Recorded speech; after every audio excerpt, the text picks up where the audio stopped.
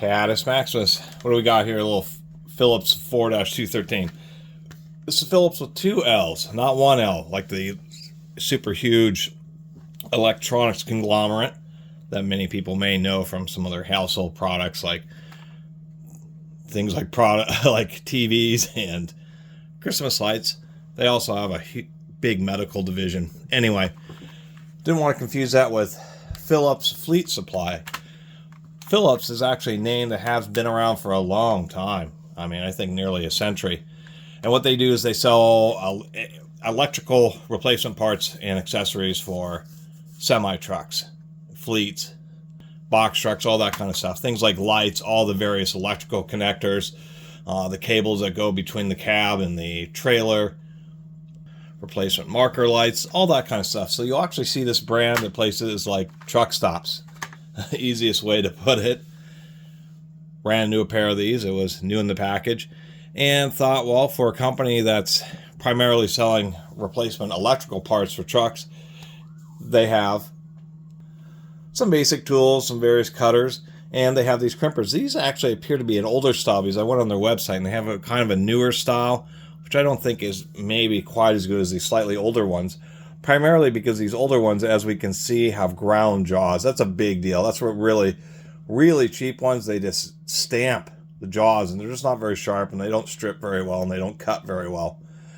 Having ground jaws means that they're much more precise, much sharper, work much better. Of course, laser etched, sizes on both sides. Most information, of course, on this one, don't use on live circuits.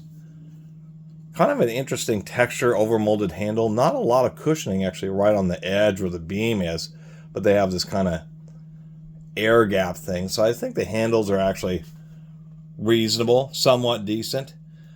I guess the biggest takeaway from these is the thickness of the material. The metal isn't the thickest I've seen. I have a few that are definitely thicker, but I think overall they're not selling the cheapest product possible. That's the easiest way to say it. Hinge feels good, just a little bit of friction like it should when it's brand new, nice and tight. Cutters for common small fastener sizes. Not a lot else to say. Even pretty decent work on the little plier or wire pulling end. Having ground jaws, the little shears, of course, work great. This is a dead USB cable, but of course, ground jaws are just really nice and sharp. So when you cut wires, it doesn't just squish and pinch them off, but actually keeps them round. Actually, I think this wire is probably larger than 10 gauge. Cut the wire. A lot of people actually just pull the wire once they've made the cut, and that's what can cause you to lose strands. Many times that's what the little serrations are for at the end of the pliers, is to attempt to grab a hold of the insulation here and just pull it off like so.